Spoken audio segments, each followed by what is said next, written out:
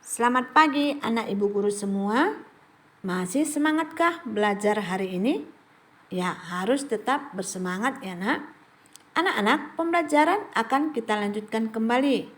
Kali ini kita akan belajar pada muatan pelajaran PPKN di tema 1 subtema 4 tentang pentingnya kerjasama. Nah, mari kita mulai belajar dan perhatikan bukumu tema 1 halaman 159. Disimak ya nak. Anak-anak, kalian pasti sering dengar kata kerjasama. Nah, apa itu kerjasama? Ya, kerjasama adalah melakukan suatu kegiatan bersama untuk mencapai tujuan yang sama. Dalam melakukan kerjasama, masing-masing pihak perlu didasari rasa sukarela dan saling menguntungkan. Maka, apa sajakah kira-kira manfaat dari kerjasama itu? Ya, manfaat kerjasama antara lain 1. Dengan bekerja sama, pekerjaan yang berat menjadi ringan. 2. Pekerjaan akan lebih cepat selesai. 3. Menciptakan kerukunan dan keamanan. Yang keempat, menciptakan lingkungan yang bersih dan nyaman. Yang kelima, dapat memupuk rasa persatuan dan kesatuan.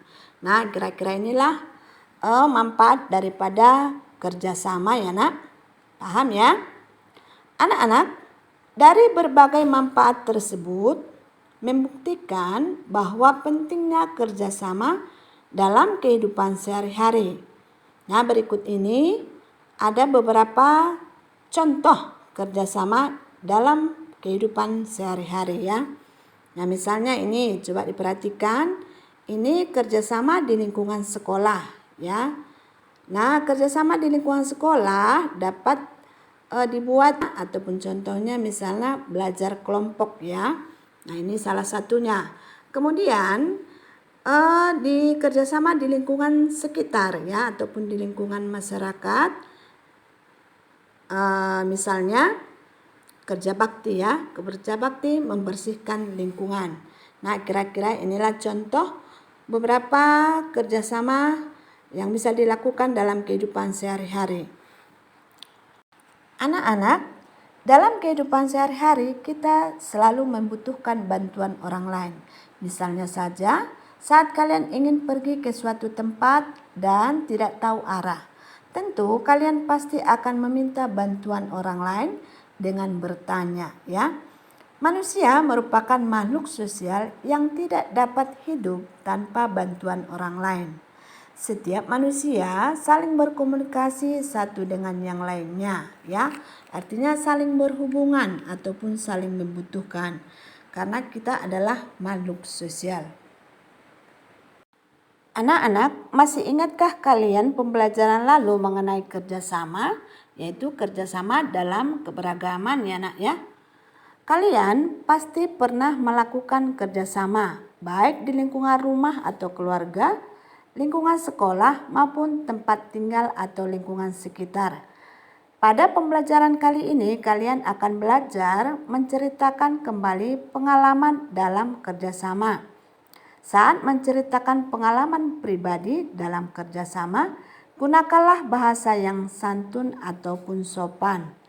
Agar orang lain dapat memahami apa yang kalian ceritakan, sampaikanlah dengan runtut ya atau terperinci. Maka menyampaikan ataupun menceritakan pengalaman kita kepada orang lain berarti harus dengan bahasa yang sopan ya nak ya, dan runtut, artinya tidak bertele-tele atau berulang-ulang. Nah, dengan demikian orang lain akan mengerti atau memahami apa yang kamu sampaikan. Kira-kira begitu ya nak ya, paham ya? Untuk berikutnya, mari kita lihat kerjasama di lingkungan sekolah. Nah, pada pembelajaran sebelumnya, kalian telah mempelajari tentang kerjasama. Dalam kerjasama selalu melibatkan orang lain dalam pelaksanaannya. Nah, dalam kerjasama pasti menimbulkan keberagaman ataupun perbedaan. Perbedaan dalam kerjasama harus dikesampingkan. Mengapa? Ya, supaya tercipta ya kerukunan, kedamaian. Maka dengan demikian tercipta persatuan sehingga dapat terjalin kerjasama yang baik. Nah, salah satu contoh kerjasama pada saat melakukan kerja bakti ya, misalnya membersihkan lingkungan sekolah.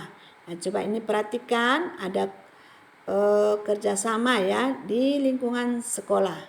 Nah, coba dilihat, anak-anak ada yang membersihkan sampah, ya mengumpulkan sampah, menyapu, ya ada juga mencabuti rumput di taman. Nah, ini adalah contoh kerjasama yang baik di lingkungan sekolah. Nah, tadi misalnya membersihkan pekarangan ya. Maka sekolah menjadi bersih dan belajar pun menjadi nyaman. Anak-anak, selanjutnya coba kita perhatikan kerjasama di lingkungan keluarga. Apa itu keluarga? Keluarga merupakan lingkungan terkecil dalam kehidupan masyarakat. Keluarga menjadi lingkungan yang paling tepat dalam menanamkan kerjasama yang baik. Setiap anggota keluarga memiliki tugas dan peranannya masing-masing. Nah, keluarga itu terdiri dari ayah, ibu, dan anak-anak ya. Nah, sekarang kita lihat apa saja peranan dan tugas masing-masing anggota keluarga. Nah, yang pertama itu tugas dan peranan ayah ya. Ayah sebagai kepala keluarga yang bertugas mencari nafkah. Ya, ibu bertugas mengatur rumah tangga, menjaga dan mendidik anak-anak. Nah, sekarang apa tugas anak-anak? Ya, anak-anak bertugas belajar dengan rajin dan membantu pekerjaan orang tua ataupun ibu di rumah. Nah, kira-kira itulah peranan dan tugas setiap anggota keluarga ya nak. Maka masing-masing perlu menyadari tugas dan kewajiban dengan baik sehingga pekerjaan rumah dapat diselesaikan dengan cepat dan kerukunan dalam keluarga dapat terjaga. Maka keluarga menjadi ya harmonis dan juga bahagia. Sudah paham ya nak ya? Untuk selanjutnya mari kita lihat contoh kerjasama di lingkungan keluarga ya. Tadi keluarga itu terdiri dari ayah, ibu, dan juga anak-anaknya. Coba diperhatikan, setiap anggota keluarga ini memiliki tugas dan peranan masing-masing. Kalau kita lihat ayahnya sedang memotong rumput, ibu menyapu halaman, kakaknya sedang menyiram tanaman, dan adik sedang merapikan pot-pot.